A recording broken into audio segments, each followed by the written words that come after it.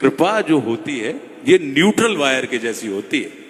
हमें अगर मान लीजिए बिजली जलानी होती है तो 2 पिन लगाते हैं बल्ब में, पंखा चला लो 2 पिन लगा लो। लेकिन अगर आपको हाई वोल्टेज चाहिए तो 2 पिन से काम चलेगा क्या? क्या करना पड़ता है?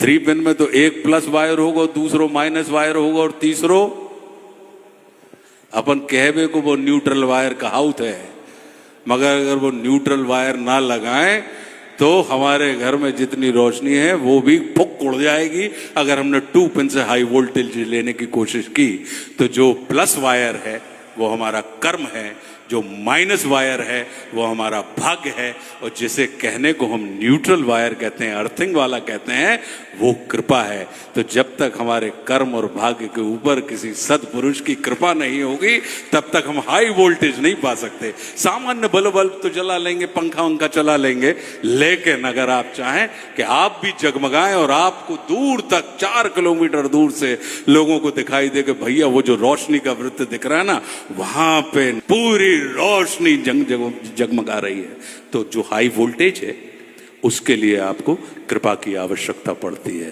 तो मेरा अपना और वो दिखाई नहीं देती है क्योंकि वो असीम होती है। तो मेरा पूरा का पूरा जीवन जो है वो गुरु कृपा के अधीन है। और कबीरदास जी ने कहा ही है कि कबीरा तेनर अंध है जो गुरु को माने, और हरि रूठे गुरु ठोर है, गुरु रूठे नहीं ठोर।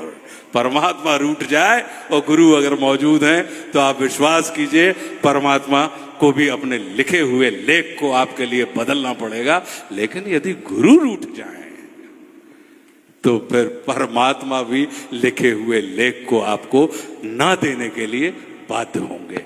तो मेरा अपना, मैं अखंड इस चीज में विश्वास करता हूं, और वही मेरी आप कृपा का प्रत्यक्ष प्रमाण अगर देखना है तो ये साक्षात आप आशुतोष राणा को देख लीजिए, ये कृपा का ही हम, ये यंत्र है।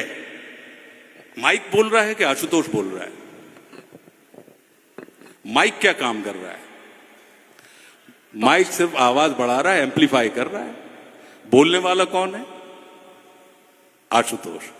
तो ऐसे ही आप आशुतोष को सिर्फ माइक मानिए और बोलने वाला कोई और, कहीं और से कोई बोल रहा है। तो हम और आप आंखें देख रही हैं लेकिन देखने वाला कोई और है। तो हम इस चीज में अखंड विश्वास करते हैं कि हम तो यंत्र हैं और यांत्रिक कोई और है। उसकी मौज है, उसने तलवार बनाई है, उसको म्यान में रखना है कि मैदान में उतारना है, वो योद्धा की अभिलाषा हो सकती है, शस्त्र की कोई अभिलाषा नहीं होती है।